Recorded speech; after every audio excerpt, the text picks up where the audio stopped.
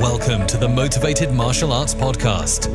Your hosts, Jackson White and Gavin Cook, have been friends and Taekwondo training partners for over 40 years. This podcast will bring you a mixture of their life stories, martial arts, and business experiences to motivate you in life and throughout your martial arts journey. Adding in a mixture of inspiring interviews and some of the best traditional martial artists around today. So over to your hosts, the Motivated Martial Artists. Welcome to the Motivated Martial Artists with me, Gavin Cook. And me, Jackson White. And this evening we've got Chris Boughey in the house. So Chris goes back a long time, back to the 1970s when he first got into the martial arts, I understand, from looking at his... you haven't got a Wikipedia page, have you, Chris? Maybe not yet. Here we go. If you start, sorry, then. It's an old fart in the house. That's what you're trying to say. An old fart like us. But it's great to have you on the show, Chris. So I'll pass you over to Jackson, who's going to fire off with the first question. Hey, Chris, thanks for coming on and agreeing to be interviewed by us. Really appreciate it. We've seen you out on the circuit for many years, and certainly for myself as a young fighter growing up, always looking at you on the mat, aspiring to emulate your activities. So I'm going to kick off with the first question. Can you give us a little bit about your background, where you grew up, your schooling, and then eventually how you got into martial arts? I appreciate that, guys. Yeah, thanks very much, and it's great to be on. Yeah, I started. I lived in a place called Corby in Northamptonshire, and that was where I was born. And my friends on my 15th birthday came round, and they saw an advert in a magazine for Kung Fu. It was Lau Gar Kung Fu at the time. And it was all a big Kung Fu rage. All the films were out. It was just chaos. Everybody wanted to do Kung Fu. So I went down with them. About 15 of us trucked down to this club. And that's where I initially started. That was 1977. Myself, Alex Barrowman from BCKA, he runs quite a large association up in the Midlands. He stayed. We both managed to get through it all. And that was my initial sort of run-in with martial arts, really, instructor-wise. I had some great instructors. I started off, because obviously we're in Corby, so our instructors travelled to us from Birmingham.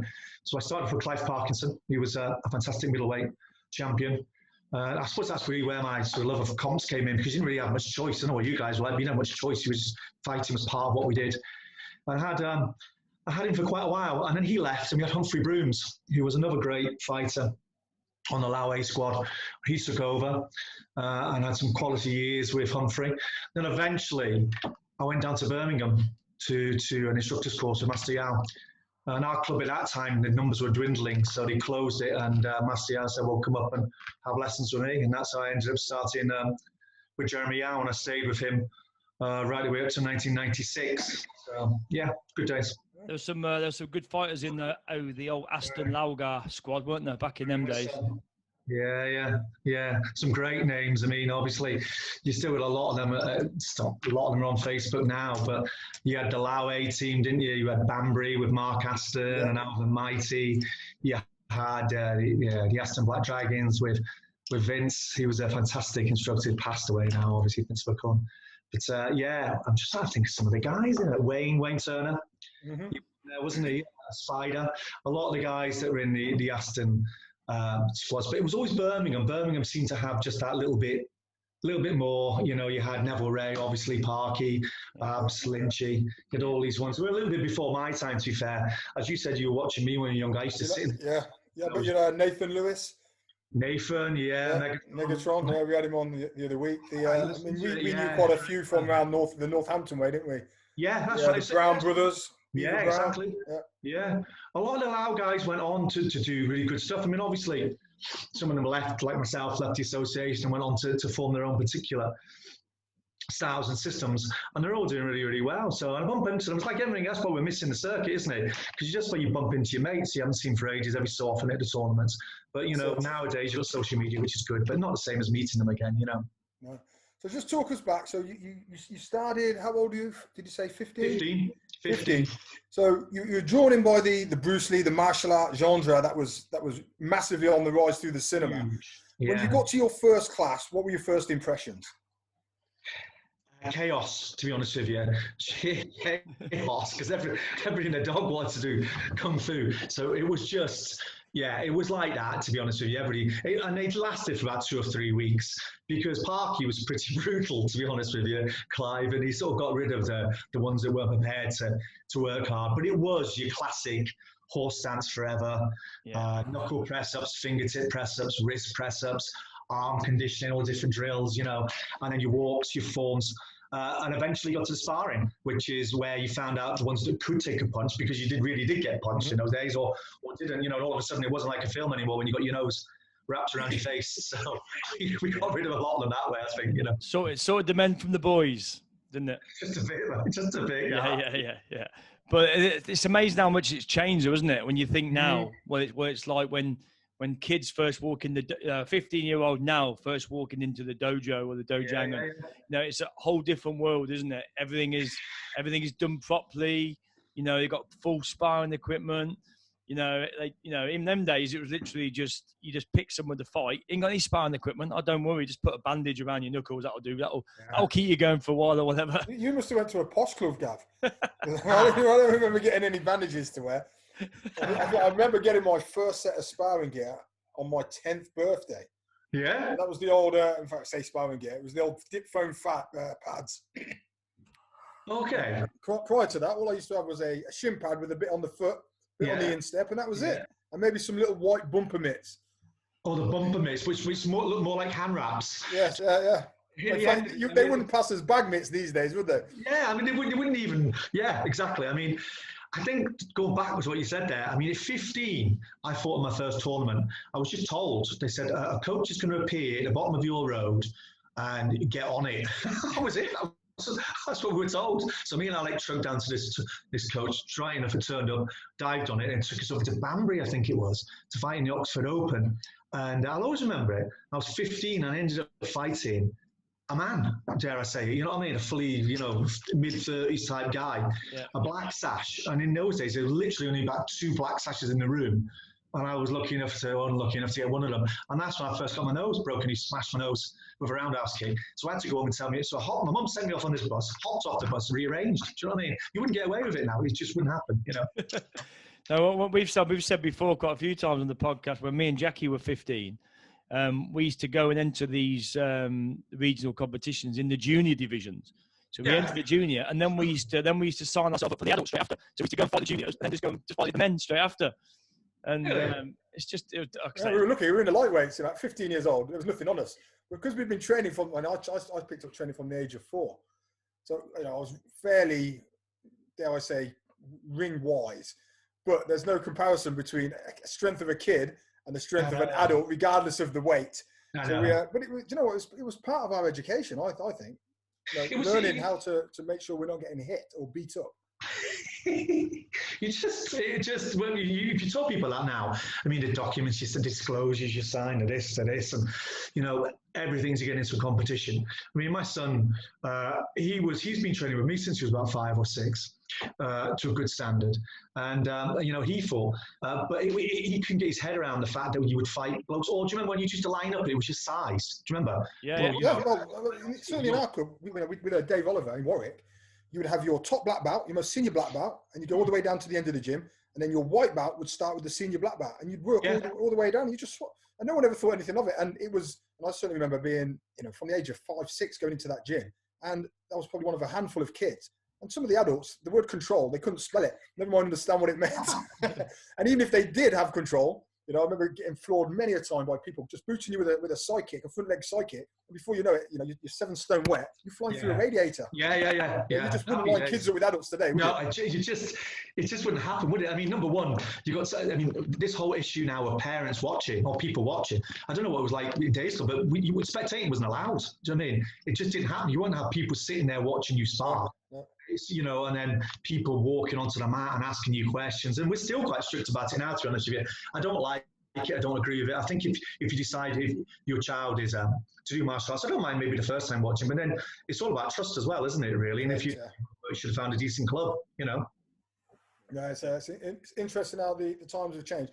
Having said that, I don't necessarily think it's for the worse. No. There's some good points, and I think there are some downsides, obviously. But I think generally it's for the better, I would say. You can live in the past too long. There's a lot of people who live in the past, you know, and constantly their old footage they put up all this, which is great every now and again. But you know, if you're serious, you're moving forward, aren't you? You're trying to promote something. You can't reinvent something. Protective equipment is there now, and it's there for a purpose. You know, you have medical people at comps now. You know, I mean, I remember, and this is a true story. Alec Barryman was with me on the day. We were doing our brown sash grading in Peterborough, and a lad called George Carter. He was probably about mid-40s, and we were probably 18 or so. And we were doing the walks. You walk up and down, do your drills, etc., etc. And he just dropped to the floor, and he had a heart attack there and then. And the instructor at the time didn't know first aid, nor did we. Let's be honest, we were kids, really. And nobody had a mobile phone, which just weren't there. So I had to leg it out the door and find a phone box and ring for an ambulance. By the time the ambulance came, he died. And we had to travel back over to Corby, he was a Corby lad. And it was us that had to go to the door and tell his wife what had happened. Wow. I mean, you know, that's how you say as things improve. Of course, you have like comps. You know, you've got everything there now. If you are running a comp properly, you pay for your medics to come, don't you? Of course, yeah. And I just think things like that. I agree with you, Jackson. Things have got to move forward. You can't go backwards. And pads are there for a purpose. And the more we can protect people and encourage people to spar, you know, all well and good. You know what I mean? Yeah, I mean, ultimately, if you think of what martial arts was developed for, it was developed so you could have a hand-to-hand combat fight to the death. Fine. Well, actually, we're never going to do that anymore. No. So, you know, we probably don't really need to practice it in every I don't know, Jack. You're living in Coventry, mate. You live in Coventry. That's around my house. But, you know, we never get, if you're in a, you know, society has changed and, you know, hand-to-hand combat, you'll go to prison for it. You know, that's the bottom line. So, you know, and to become more inclusive with the martial arts, it has to change. Like everything has changed. What was, you know, running around pillaging villages 300 or 400 years ago and stealing all the resources. Well, actually, we don't do that now. So, you know, it's evolved, isn't it? It is, and you don't bounce on somebody when they're in the splits. I don't really see the point of that, you know, or push their leg right behind the back of the head when it wasn't really going there in the first place. Yeah. So, you know, I mean, there's sports science now. We all know different ways and better ways of improving everything we do.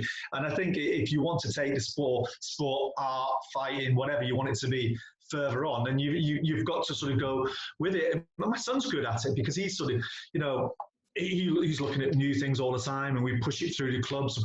And some things I don't really like, you know, but I mean, the guys like doing. But that's just because of the way I am. To me, martial arts has always been and always will be about your self-protection. It's about fighting, really, isn't it? You know, whether you like it or not. I'm not there to do forms, even though it's part of the systems we all do. To me, it was always, you know, what looked great. You remember you used to watch the guys warm up at the side of the mat. They all looked great, didn't they? And as soon as they got a punch in the head, it all went to, fell apart. You know, all fell apart. You know, Mike Tyson, everybody's got a plan until they get punched in the face. You know what I mean? So to me, it was about combat. Perfect. So that just leads me nicely into the next question then. So just talk us through your first competition. So what grade were you? I was a white sash.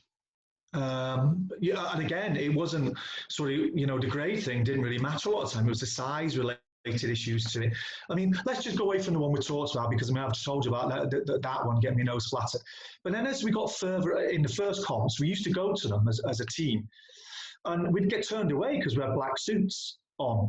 And we'd have pads on, and you weren't allowed to wear pads. And there was obviously this kung fu karate, because at the time, the open circuit, you could go to as many competitions as you wanted. You just turned up and you go to the door like you guys, and you sign on to do. But obviously, you know, if they didn't like you or the particular style, and once they heard Lau Gar was, you know, and the guys on the A team had pushed it to the point it was with Lynchy and Babsy and all that, they knew what was coming, really. So they'd do stupid things like, no, you can't wear black uniforms, you'd have to wear white ones. I said, well, have you got any on sale? And we don't have to go and buy a white, you know what I mean? Buy suits, oh no, we can't have that. So those type of things were there. But just, I think the things I liked was the different fighters you saw. You know, nowadays you go to a TAGV or Taekwondo, wasn't it? We used to go in, you'd have Ishinru there, Tiki Donovan's Ishinru, different karate systems there. You'd have Wushu Kwan, different types of Kung Fu, and everybody fought, and Taekwondo, and you never knew what you were getting. And in the next tournament, you know, nowadays you go to the tournament and you could go heavyweights, good. But you used to go and I think, I don't know, I've never seen these guys in my life. Do you know what I mean? And they were brilliant. Some of them were real, some of them were exceptionally good. And it was quite, because you had to be on your toes from word go. You couldn't just think, I know how they fight, I've seen them fight. That's what social media's done, isn't it? Yes. We can watch before we fight them. Nowadays, you just had to, on your toes, had to get it there and then. Roy Jerome, Alf Pitkin, all these old karate fighters, they were mint, and taught us, Tyrone White, taught us all great lessons, you know. Okay, so I just want to go back to your first fight. I know you said you got your nose broke. Yeah. Okay. So from that first competition, what was your next one, and what did you do to improve? How did you approach it? Did you approach it differently?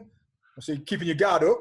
I think I got battered more for my mum than I did for the broken nose. So I thought, I'll go again on this one. I don't like not achieving, and that sounds a bit arrogant, but I don't like it. It's like unfinished business, isn't it? So I thought, do you know what? I'll go back and I'll spar more at the club. I'll give it a better go this time.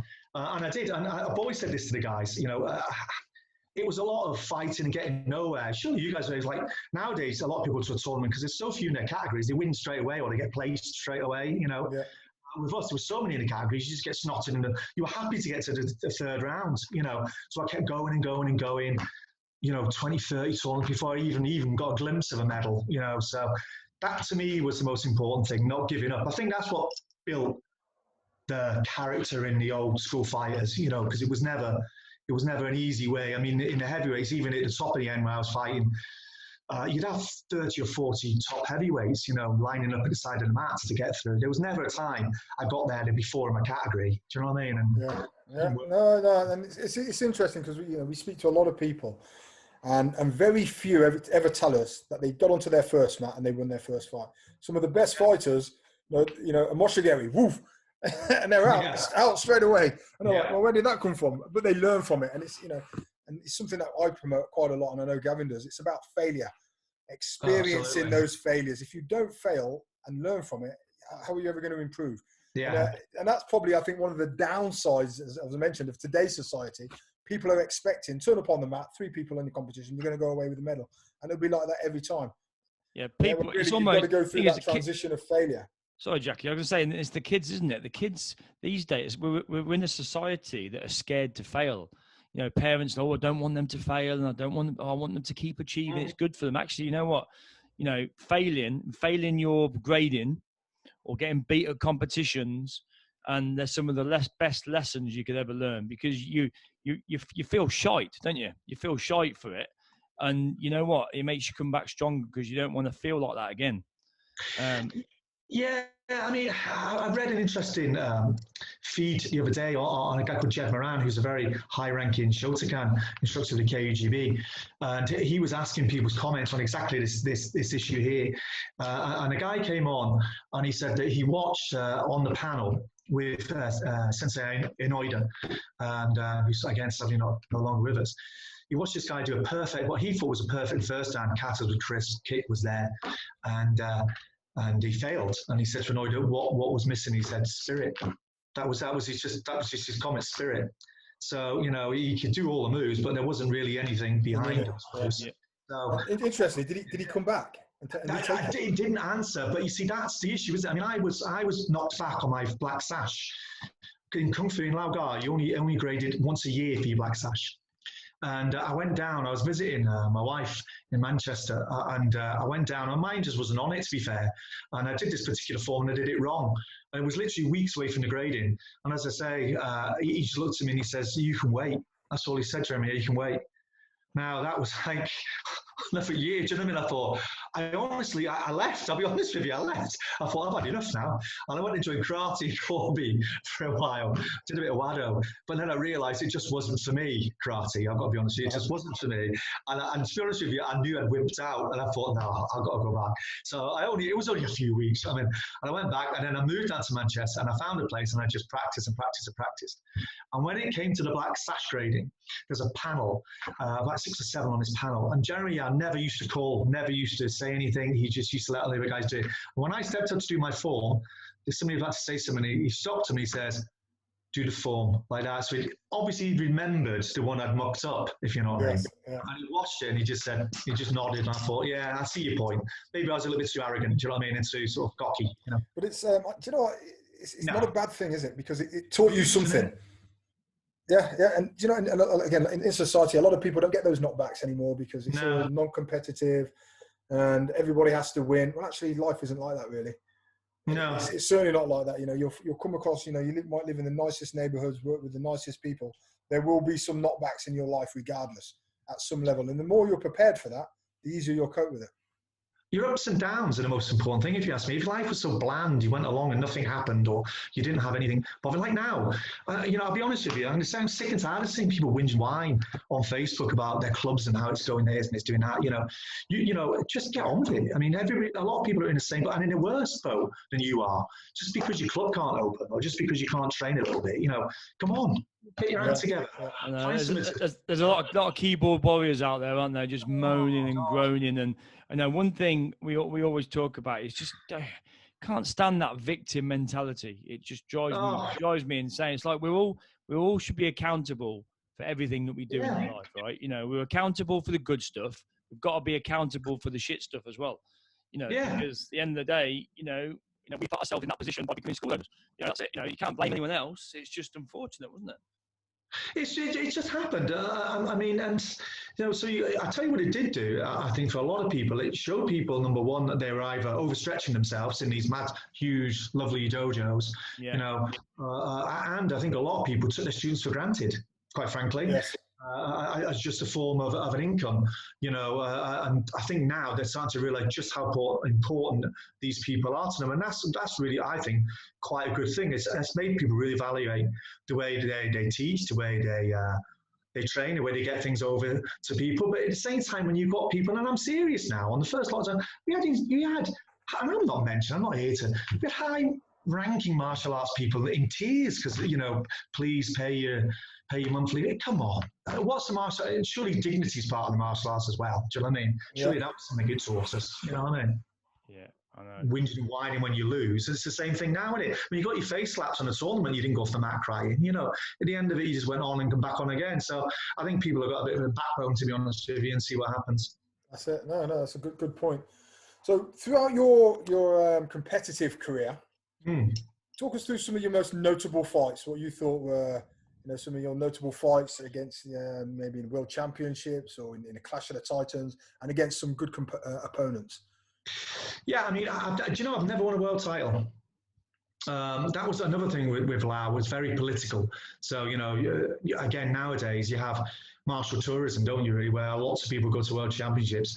In the days in Lau, maybe, I don't know, it's like a TGB, but you have maybe 2 in each category for weight category. Now it's like zillions. You get there and you have to fight off to get into your category, which, that's not for me to say. I mean, I was an England manager with the WKA for a long, long time, and then with the WKC. But I mean, that was a lot of things. We saw these 200 and 300 people squads that go abroad. I mean, that's people's choices. But my guys fought and they qualified. I would honestly tell them if I thought they should go or not, if they had the ability to be going to a world championship. I think that's one of the things. So for myself, I never won a world title. I did. Do you know what? Sorry, I'm not saying I'm not surprised, because I think you're a quality fighter. But thanks. In your era, there was no MMA. There was, everything was together. Those world championships were quite well consolidated, weren't they? Very. The wackos. So when you got there, you were fighting, not a squad of people from a nation. It was their 1 or 2 top fighters, which everybody coveted to get to the competitions. A good example, my dad, Jackson White Senior. Yeah, I do. Great fighter, world class. Never won a world title. Really? No, never won a world title. Came second in the wackos. Actually, he did win a world title when he was 60 in the veterans. In the vets, yeah. Yeah, in the vets, yeah. But as a young fighter, back in that era of quality, and I harp on a lot about the TAGB squad. There were 5 or 6 world-class fighters in each division, just in the squad. Yeah. So, it doesn't surprise me, and I think it's not a negative that he didn't win a world title, to be quite honest. Yeah, I think it happened to. I agree with you. I think it was that era. I mean, I remember fighting. You asking about the fights. The first clash was the classic one. Nobody knew they would go on to be as popular as they were. But it was just that madness of, or actually maybe that genius of Bob to let I mean, that was the first time, we'd ever done light continuous. We came in on that day and Bob had said we were going to wear these yellow Game of Death suits or whatever. Yeah, I remember. Yeah. That was the first clash, wasn't it? Yeah, it's the very first. Oh, God, yeah. So there we are. We flung this yellow suit, and I thought, you're having a laugh. So we went out, and I'd never met half the guys that were on the squad. I knew Tony, I knew Peter Opara, and a few of the other guys from circuit. But some of them, that was the genius of Bob. He chose people that were under the radar. Do you know what I mean? That would actually just maybe rise to the challenge of fighting in the class, because we're never given a chance by our own association. So we're a bunch of like ragtag bunch. We went out there and fought the CAGB, and when we went, we said, well, what's the rules? He went, you just continue fighting. I said, what do you mean continue? He went, there's no point stop. He said, you just keep going, and then they'll give you a decision at the end. So if you watch us on the first clash, a lot of us are firing and hitting, waiting for the decision, and never came, and get a foot in our face, you know, because you guys were so used to it. You know, I fought Stuart Rea, he's a lovely lad, and I fought him, and that was a great fight. I enjoyed it because he was going pants before that, because Tony had headbutted Mark Ogborn, and it all just... it was all rumbling, wasn't it? Yeah, I remember. Me and Gavin sitting in the crowd, 14 years old, going, going mad. Oh yeah. I remember it because obviously Jackson Senior was fighting Bob. Yeah, that's and, right. me and Jackie were sat there. I remember, I think we were 14, 15, 16. I remember Jackson, but I remember it was one of the first time Jackson really had a full contact fight like that, wasn't it, Jackie? Yeah, it was a scrap, wasn't it? Yeah. And I remember when he was training for it, he just used to batter us every Sunday morning, pretty much. You know, that was like lining us up, just knocking us around on a Sunday morning. It was Bob was mad, though, wasn't it? Great fight. In terms of an event, that was such a trailblazer. I mean, we followed Gavin and I used to get Martial Arts Illustrated, go around the country, but there was nothing like that, and the atmosphere there on the night, it was electric. Yeah, it was just phenomenal, absolutely phenomenal, genius actually putting it together. I think it was the start of what we class as shows nowadays, you know, fight shows, because people weren't doing it before. They weren't, you know, putting the fighters in the center of the ring and then obviously putting your seating around the edge. It just wasn't happening. It was, for us, it was all about the, sorry about this, guys, tennis crappy anymore. It was all about getting your name in a magazine. I don't know what you were like, but you know, when you not on a cover or anything, but just to get your name mentioned in a fight report. Do you remember fight reports? Remember when we go out and do them? Used to stand there and say, oh, you know, we fought, got his bum kicked, you know what I mean, or whatever. But your name was mentioned and you're in the results. That's all you had to do. You used to flick to them, didn't you? And then that's the bit I thought was going. And then Bob obviously brought this format together, which everybody's nicked, quite frankly, which I don't blame them because it worked well. Yeah, we've nicked a version for our kids in our class. So what me and Jackson do, well, what we did do before COVID, we did about 6, didn't we, Jackie? Yeah. And we do Clash of the Clubs. So it's exactly the same format. The Clash of the Titans. You come out, all the kids have to form like tag teams. And they come out, and we get them to pit the music they want to come out to. And they come out, and all the mums and dads, and it's the ringing all the way around and cheering them. And it's just for the kids, but they absolutely love it. Imagine, it's a good show that they're part of, and they absolutely love it. It just energizes the clubs for about a good 6 months. I think it does a lot of it as well. It puts them centre stage, doesn't it? They're not just part of area 1, 2, 3, or 4. Do you know what I mean? They're centre stage, and everybody's watching their particular fight. And I think the pressure that goes on, because I talk to my guys after we've done ours, or title bouts, whatever. And it's like they say, the hardest fights they've ever done are the ones where all their family and friends, like we all know, come and watch. Because you can't hide. If you're on area 10, nobody can see you, can they? But everything's on you. And I think the spotlight's on you. I like the idea of track. That'd be mint, that would, wouldn't it? For the adults, I mean. Can you imagine it now? Maybe we should do all the vets. You've got to be over 50. Over 50, you've still got to be able to walk with not dodgy knees and dodgy hips. Hey, and only one hip replacement. Yeah. I'm all right. And 1 minute per competitor. That's only 1 minute to get in the ring. You wouldn't be able to get in a minute. Yes. See if we can get your dad and Bob to have a rematch. Oh. I think Bob's mentioned it before, hasn't he? He has mentioned it, but I'm like, I'm too old now, Bob. Leave me alone. I know, it's when he had his hip done, he was going, oh, I can kick again now. I went, why do you want to? Do you know what I mean? Just let it be. You know what I mean? You've had one replaced. It's like Bill Wallace when you see, but I blame Bill Wallace for my hips, to be honest with you. Because as a kid, you see all the box splits all the time. And I loved the flexibility side of it. I adored it. And it was his fault. And then kicking just with the left leg. You know what I mean? So he's got a lot to answer for in my life, that man, I'll tell you. Did you have one of his stretching machines as well? I bet you did, didn't you? I had the book, never got the machine. No, we had the machine. And it was a killer, it was a killer. Oh, God, yeah. Well, to be fair, I only got back, I joined the forces. Yeah. Martial arts wasn't in the forces when I joined, so I picked up rugby. When I came out, I wanted to get back into the martial arts, and I thought, well, I need to accelerate my stretching. went on eBay, spent 170 quid on this, what I can only describe as a medieval torture machine now. Yeah. I used to sit there for hours on, I used to sit there for hours on it, playing on the PlayStation, go for a run, come back, sit on it. Absolutely killed. It obviously got me more flexible, but Jesus Christ, it was hard. I loved it, man. I loved those days of just stretching. I mean, it was an out to do, Friday night when I was 15 or 16, just going down to the local sports centre, paying 50p to get in, just sit with your mates and stretch and kick and all the rest of it. It was great. I loved it. It was just simple. Now, if you think about it, I don't know, martial arts has changed a lot now, isn't it? I mean, in many ways. But I mean, when I started, I never thought I would teach. I don't know what you guys were. I never thought I would do it as a business or as an instructor or even an income, because I loved it. Now you get people coming in and thinking, they'll teach straight away and open a club, and it becomes like a living, if you know what I mean. So changed in many, many ways, not very good. Yeah, it's funny. It was just we did a podcast earlier on this afternoon, and I was having that same conversation because when I was sort of 15, 16, and when I was at school, and obviously, I got my black belt at 15 and was in the competitions, and that's all I enjoyed doing. That's all I did. All my friends used to be going to parties, and I was just going training and running in the mornings and everything else. There was not really a point where I even considered doing martial arts as a profession. And I mean, and like I say, my dad would have turned around to me anyway, as he did, and said, "Look, you're never going to earn any money in that, son. Go and get you need a trade. Get a proper job. You need a trade. Get yourself a trade." And so I went into engineering. And well, at least you're lucky, Gav. At least your dad didn't ship you off to the army. Well, this is true. When he told him you wanted to be an instructor. Yeah, this is he true. just laughed. Said, "Oh no, I've already signed you up, son. Off you go." Yeah. You must have winked him off. Yeah. But then you go full circle, and now here we are in our sort of 40s, and we're all teaching.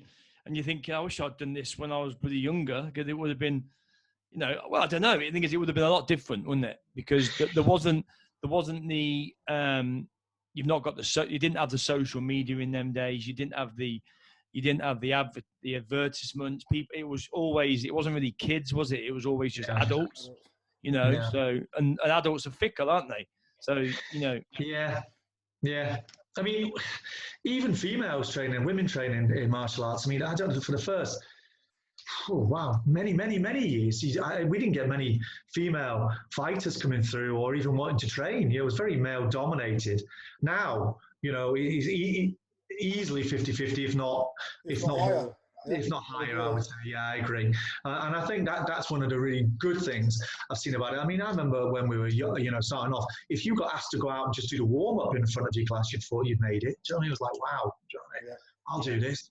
I'm loving this. And I never didn't think, I wonder if I get paid for this. Do you know what I mean? Never really crossed my mind until, because Lau Gar, let's be fair about it, Lau Gar was one of the first commercial systems, weren't they, really? Do you know what I mean? They did it really well. Clubs all around the country, you got Mike Hay behind it, and Jeremy Yau, and they spread out very well, and they did almost like a pyramid sale of martial art, which is what a lot of people are doing nowadays. They were before their time, really, So what are you doing now with your clubs then, Chris? I mean, like I say, you're full-time instructor. What's your sort of plans going forward, I suppose? Well, the association, I left Lau and I set up Northwest Chinese Kickboxing in 1996. So, we're doing well. We've got about 30 clubs and about 1,000 members. So it's good. And we're happy with that. I mean, expansion-wise, no real major plans. My instructors that I have, I like and I trust. I think a lot's got to do with trust, isn't it, really? And the people I like teach our system. And I want to keep the standards pretty high as best I possibly can for what we do. So for us in the future, is hopefully get back to training, which would be fantastic. Get back out on the circuit again and see everybody and compete and just rebuild. I think there's going to be a lot of rebuilding, isn't there, to be honest with you? A lot of changing ways of how we do things from now on. I don't think we can ever go back. I mean, there's images of me with 200 people at Manchester University on the Freshers' Fair. It never will happen again. Times will have changed. No, and it's going to be hard to rebuild as well. I was having this conversation with a friend of mine the other day because, like for the likes of me, for instance, and Jackson, we don't have a full-time venue. So we still train out of school halls, village halls, things like that. But, we've got quite. I mean, I think my club was up to nearly 300 students before COVID. So it's they're quite a big club. But obviously, I always like to I suppose, be nimble. Years and years ago, I had a shop in the city centre of York, and I got caught out with leases and things like that. And I always said, I'm not going to put myself in that position again. So I suppose there's an element of that sort of stopped me from doing it, really. But I like it. I like, that they're good clubs. But I suppose, it's all changed now, because obviously, although I've lost a lot of students, as everybody has during the COVID, I haven't really been paying much training hall fee. Exactly. So it's sort of kept me afloat and kept me going. Obviously, I've got a lot of loyal students and a lot of families and stuff that still jump on the Zoom classes, and I've still got quite a good base that are doing it online. But then coming back to training, obviously, all of a sudden, they're going to flick the switch. I'm going to have to hire all these venues again, but I'm going to be probably 100 students down, let's just say. So all of a sudden, you're going to be running at a loss. So it's going to be starting to take a bit of time to rebuild those clubs back up. And I think a lot of people in that position. I think a lot. I mean, I don't think it's a bad thing. A lot of our clubs run. I have one full-time centre. It's not plush. It's not fancy. It's just an industrial unit, and it's manageable. I think that the nimble approach, as you call it, is the best thing, because you've got no excess to pay. You just pay your whole rent. People come, train, you go, don't you? You've got parking, you've got facilities to use, you've got everything you need is there, provided by the person you're hiring from. So I don't think it's a bad thing. I think a lot of people's clubs will fold, if I'm honest with you, and I don't mean that in a bad way. I feel very, very strongly, that a lot of people won't survive this, and I do feel sorry for them. So I think when we do reopen up again, I think a lot of people, the first time after lockdown, all my students came back, and I'll be forever grateful to them. They were a great loyal bunch, if you know what I mean, and I was amazed. I honestly thought people might not want to come back and train again with the fear of COVID, but I think this time around, once people are a little bit more aware of the vaccine, etc., that we should go back to normal. I think you might pick up clubs. Well, that's what we're hoping for. That people have realised actually being unhealthy and not being active isn't the way forward. Because there's going to be more of these pandemics, whether it's in 5 years, whether it's in 20 years. Absolutely. If you can put that right activity mindset into your children, it's a perfect time to start now. And football, rugby, it's not for everybody. I think martial arts tends to be more of an individualist activity, doesn't it? Or again, it's an activity your whole family can enjoy. So although it is an individual, but you can still participate with your family. I think that's one of the real bonuses that we've got in martial arts fraternity. I don't know what you're like, but where we are, I'm up in the Beat District. I've never seen so many people walking. If there's one good thing that's come out of this, is people are now taking that time to do some fitness, and it's probably right. Probably in a lot of people's busy days, they don't have a chance to sit down. They come in, they work all day, come in, have their tea, they're tired, they go. We've all been there, but now people are having time to actually go walking, exercise, a little bit more seriously. So I think it's like we said before, you can always find a negative, can't you? People always will. But to me, I thought, no, do you know what? It might be a good new start when it comes down again. People are being more aware of keeping strong and healthy. I've never been out as much, just trying to get away from the wife and kids, I tell you. It's like, tell his wife don't listen to his own podcast. Say that live. I go walking 8 times a day. So, Chris, right, through this pandemic then, as a martial artist, what's kept you motivated? My son, to be honest with you, at this particular point in time, because, he's mad on his training, and he was back from university. He was studying sport at Leeds Uni. So he came back, obviously, for the lockdown. And it was, it couldn't, if you're going to have a lockdown, you might as well have it in summer, wouldn't you, really? It was lovely, you know what I'm saying? So we were just training. Me and Sean were out training and putting content together for the guys so they can carry on. And I've really enjoyed sort of watching and learning and teaching with him, because he teaches me as much as I teach him in some ways. So I've enjoyed that.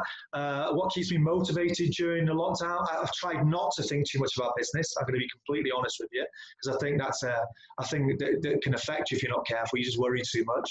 We just put content out there, and we got nice comments back from the guys, and we tried our hardest just to keep engaged with everybody as much as we possibly could. And I suppose I trained more. The bottom line is because I had time to train. It's like, running your clubs and associations. You teach too much and never train yourself. Paperwork and teaching and licenses and rubbish like that. So at the end of it, it made me go back to basics a bit, which I enjoyed. Yeah, good. And then final question before we wrap up this evening. What advice would you give to a younger self? So around you about 16, 17, what advice would you give if you could go back in time? That's a hard one. Blimey. I don't think I changed much, to be honest with you, Jackson. I know that sounds really awful. Maybe not trust so many people. There you go. Don't, because when you're young, you tend to trust everything everybody says to you, don't you? Come and work for me, come and teach for me. I remember George, does anybody remember George Shaw from Lau Gar? No. He used to train Stoke-on-Trent, so a big setup up there. And George, one time I was training it with Jeremy in Birmingham. And you're partless, aren't you? I don't have a car, I come by train. And he said, I'll give you a lift back up in my Porsche. Do you know what I mean? It was that era of all the guys were doing really well. So I hopped in there and I went up to him. He said, just drop into the club in Stoke, I'll show you. A massive plush full-time centre. Before they were very popular.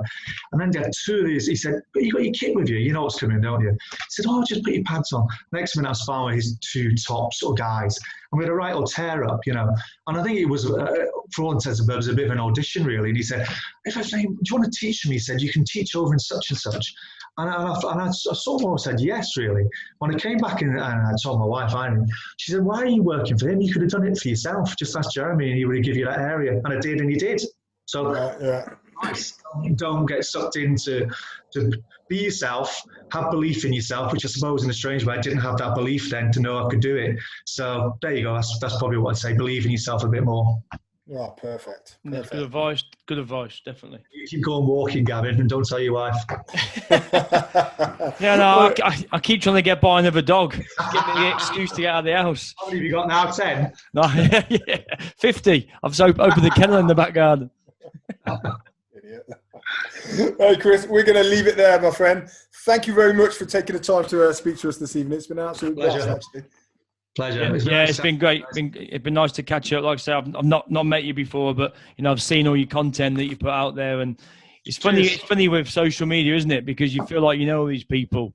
Yeah. And you've never met them before. And you're liking stuff and commenting on stuff, and I'm watching them do their stuff, and it's weird, isn't it? Yeah. Funny old world we live in, for sure. So. Lovely to meet you guys. All right, okay, thanks, keep Chris. safe, Chris. Take care. I hope to see you soon, guys. Okay, take care. Bye-bye. Cheers, mate. Bye. I hope you all enjoyed this week's episode of the Motivated Martial Artist podcast. Don't forget to check out our Facebook page and our Facebook group, the Motivated Martial Artist podcast. And don't forget also the Motivated Martial Artist Instagram page. So head along for some extra content, interviews and much more. So until next week, it's bye from Jackson and Gavin, the Motivated Martial Artists.